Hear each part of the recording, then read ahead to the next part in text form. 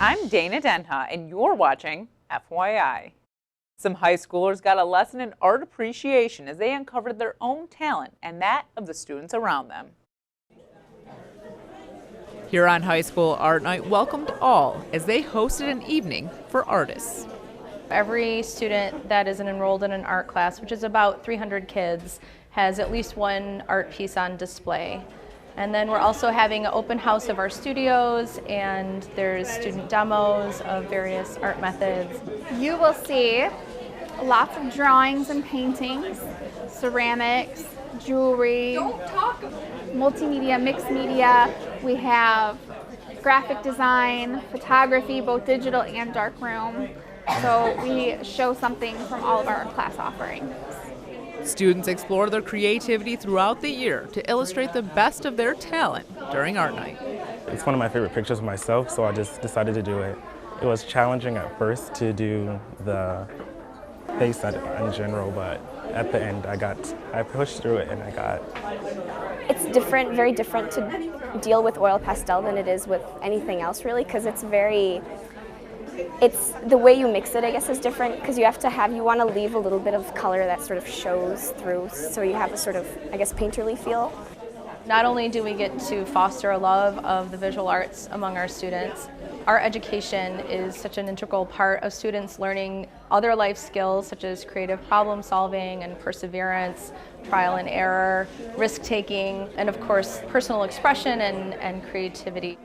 To see students proud of their work, to see them walk up to their work with their grandparent or their brother or their mom and just say, I did this, this is my work, and it's in this setting and it just makes them feel special.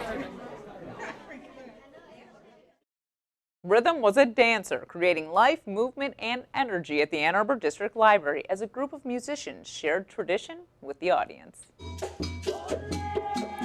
Rhythm Life Collective created fusion and unity with the crowd as they became one with the music.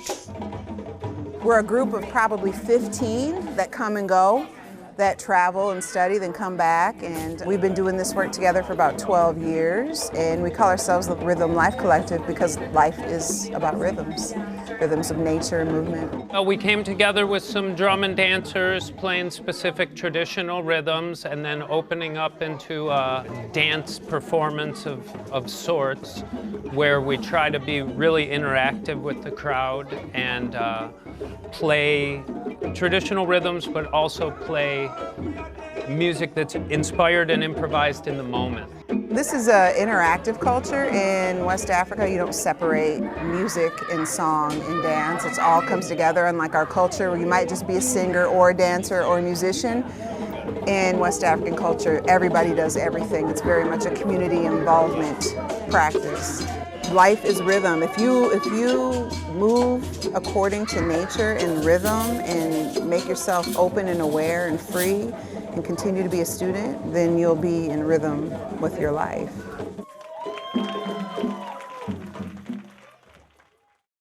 Stay tuned, and we'll be back shortly with more news and information.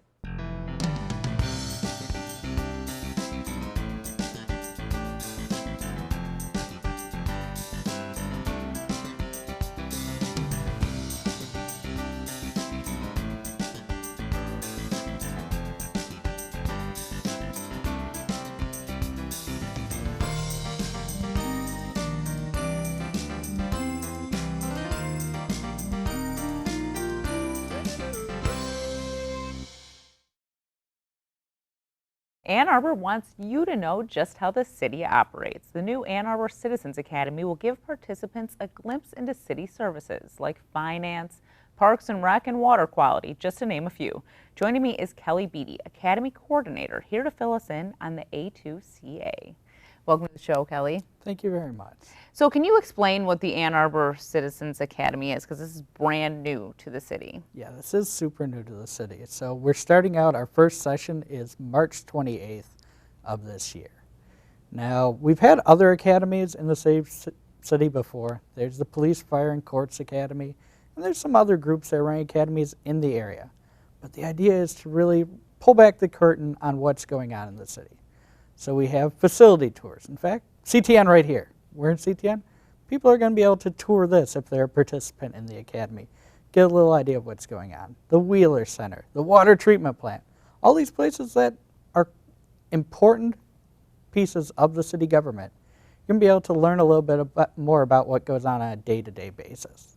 So that's one component of it. The other component is talking to different groups in the city, different departments. So like city engineering. Before I started working in city engineering, I had no idea what went on there. And that's where I came from, is I started working full-time in the clerk's office after working in engineering. We also have a lot of departments that just are a little bit problematic because you don't know what they do. Did I have an idea what systems planning is coming from a different place? No. Do some people that work in the city even not know what systems planning do? Yes. So we're trying to let people know where their tax money is going and what services the city provides. And why did the city want to do this?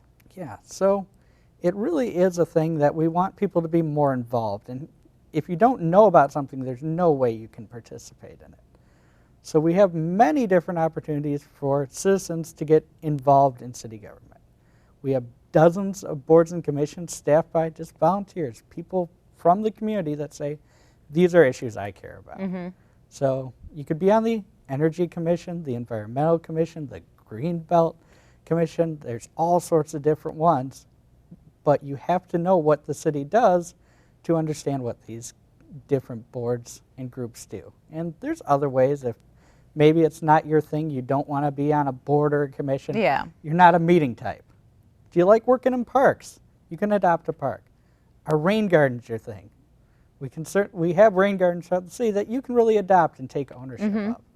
Or if you want something completely different, we do controlled burns through natural area preservation. It's like all this other fun stuff you can get involved in.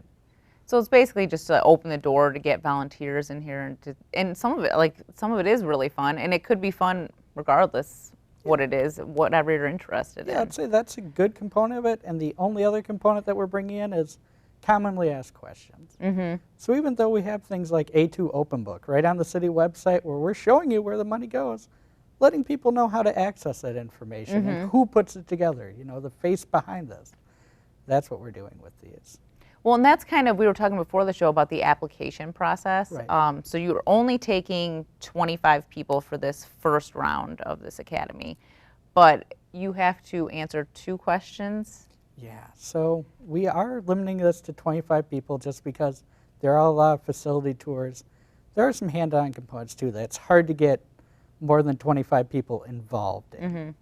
So we are cutting this down the first year by a few criteria. First, if you're a resident of Ann Arbor, you have priority over people that aren't residents of Ann Arbor. You know, if you're someone that's saying, I'm going to go to all these sessions, not just the 1 or 2 that I'm really interested in, we're going to let you in before people who haven't agreed on that. But then also qualitative scoring. So why are you interested in coming to this academy, and what issues do you think the government really needs to address? We're going to focus on those and then score people's applications. And then if you don't get in, we still have your information. We're going to be doing this annually. We're definitely going to be in touch with you. And we'd be willing to provide, you know, if you're interested in this area, if you're interested in parks, you know, I'm going to provide you the volunteer coordinator with the parks, their contact information, so you can reach out to them. We're not going to just feed your information around. Yeah. And how do people apply? So there's an online application process. This is entirely online. So the short URL for this is a2gov.org/A2CA. So you just go on. It's, again, you shouldn't have to spend more than 5 minutes on this application. As someone that's recently been on the job hunt, I understand the perils of an online application.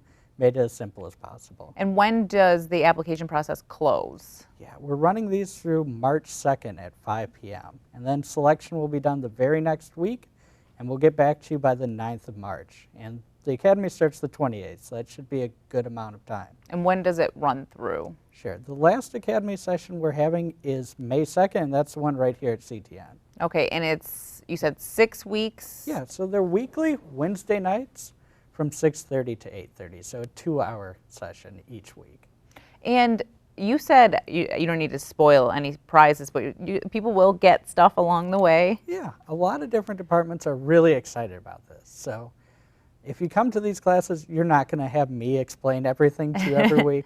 We've got people who are actually experts in their different fields, so when we're doing a tour of the water treatment plant, for instance, I couldn't show you around the place. I can get through there without getting lost, but the superintendent of the water treatment plant is going to actually walk around and show you how that facility operates.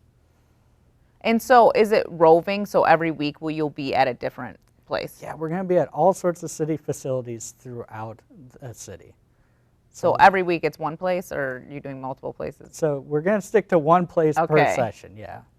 And then you just have to tell people ahead of time and they can just all meet you there. Correct. And we got the different locations as well as their addresses posted on the Citizens Academy webpage. Okay, so if you could just tell people why they should maybe be interested and apply and get involved. So everyone lives, if you're applying for this, you're a part of the community, we're assuming. You know, whether you're someone that lives in Ann Arbor or you're someone that comes in daily, someone that comes in even for a weekend or enjoys some of the services that this city provides for you, you can learn a little bit more about what's going on and how you can have a say in this process. You'll get to meet the city staff that are in charge of these different areas, and you can actually hopefully build a relationship with them and know that there is someone here. It's not a faceless government. We're people that are local, people that really did have a sense of public service, and that's why people took these jobs. So it's a good chance to get involved, meet some of the people doing this, and understand what the city does. All right, well, thank you so much, Kelly. You're welcome. For more on this and other programs, visit a2gov.org/watchctn. Thanks for watching and tune in next time to FYI.